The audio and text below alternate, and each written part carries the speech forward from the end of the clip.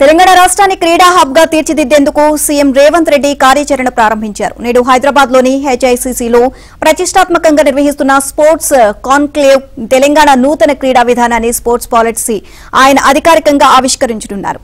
దిగ్గజ క్రీడాకారులు అభినవ్ బింద్రా, పుల్లల గోపీచంద్, గగన్ నారంగ్, అంజు బాబీ, అనిల్ కుంబ్లేతో సహా పలు అంతర్జాతీయ క్రీడారంగ ప్రముఖులు, ఎంఎన్సీ కంపెనీల ప్రతినిధులు ఇందులో పాల్గొననున్నారు. శుక్రవారం శాట్ చైర్మన్ శివసేన రెడ్డి క్రీడా శాఖ అధికారులతో కలిసి ఏర్పాట్లను పరిశీలించారు. రాష్ట్రంలో క్రీడా మౌలిక సదుపాయాల అభివృద్ది, స్పోర్ట్స్ యూనివర్సిటీ ఏర్పాటుకు సంబంధించి 9 ఎంఎన్సీ కంపెనీలతో రాష్ట్ర ప్రభుత్వం ఎంఓయూలు కుదుర్చుకోనుంది.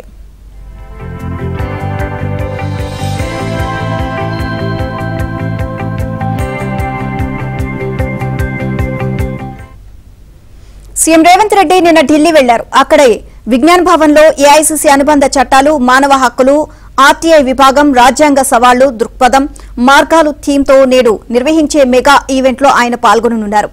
ఏఐసీసీ అధ్యక్షుడు మల్లికార్జున్ ఖర్గే ఈ కార్యక్రమానికి అధ్యక్షత వహించనుండగా అగ్రనేత రాహుల్ గాంధీ కూడా పాల్గొని ప్రసంగిస్తారు.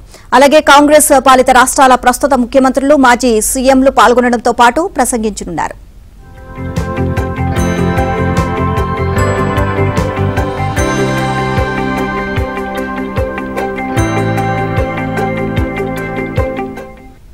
ఉదయం 11:30 నుంచి మధ్యాహ్నం 1 గంట వరకు జరిగే సెషన్లో సామాజిక న్యాయం, రాజ్యాంగం, సమానత్వం, సౌభ్రాతృత్వం ప్రాధాన్యత అనే అంశంపై సీఎం రేవంత్ మాట్లాడనున్నారు. అలాగే కర్ణాటక సీఎం సిద్దరామయ్య, కేంద్ర మాజీ మంత్రి పి చిదంబరంతో పాటు మరికొంతమంది కూడా అదే అంశంపై ప్రసంగించనున్నారు. కార్యక్రమానికి డిప్యూటీ సీఎం బట్టి విక్రమార్కతో పాటు పలువురు మంత్రులు, కాంగ్రెస్ లీగల్ సెల్ అధ్యక్షులు కూడా హాజరు కానున్నారు.